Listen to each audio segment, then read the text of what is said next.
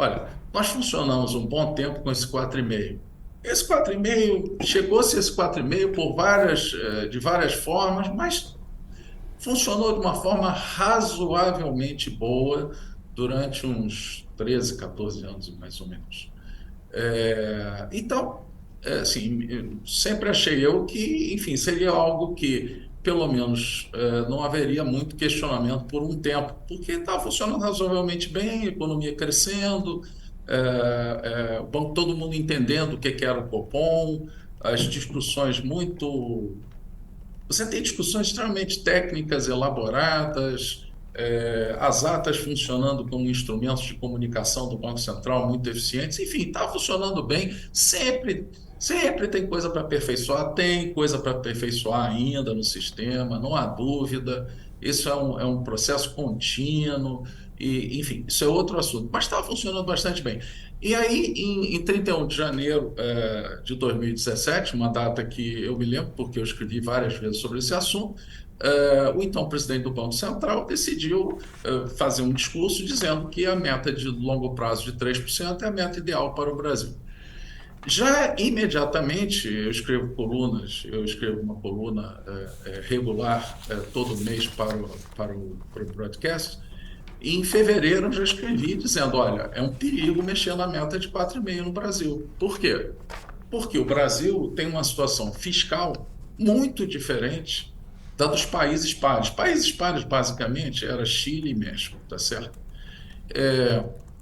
Então, a situação fiscal no Brasil é muito mais rígida do ponto de vista nominal. Nós temos uma quantidade, um orçamento, mais de 75% do nosso orçamento, ele está comprometido com aposentadoria do setor privado, aposentadoria do setor público e gasto com funcionalismo do setor público. Então, isso dá mais de 75%, 77%, uma conta, 77% por aí, por cento quase 80% do nosso orçamento está com isso. E isso tudo é engessado em termos nominais, porque a gente não pode cortar funcionário, não pode demitir funcionário público e não pode cortar salário nominal, né? Tudo isso é constitucional, observe.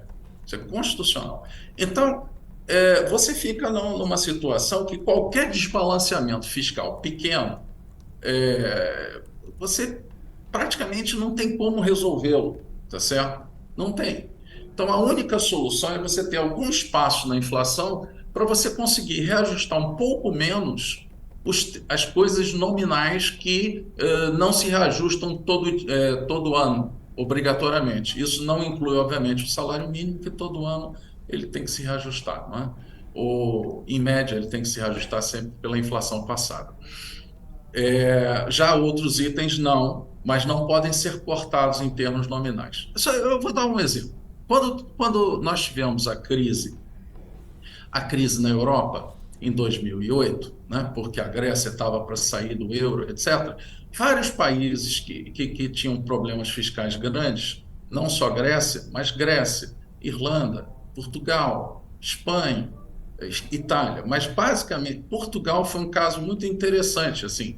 E o que que eles fizeram? Eles cortaram o salário e bolsa imediatamente de todo mundo. Eu me lembro que eu tenho um grande amigo português que uma posição importante na universidade lá, e de repente ele disse, Sérgio, meu salário caiu 25%, as minhas bolsas foram cortadas em 40%. De um mês para o outro, ninguém ficou feliz. Não estou dizendo isto, mas o fato é que Portugal hoje está numa situação invejável, com as contas fiscais em ordem, quer dizer, contas fiscais em ordem, relativamente que estavam muito em ordem. Enfim, eles fizeram um ajuste com diminuição nominal de salários. Nós não podemos fazer isso aqui. Chile e México podem.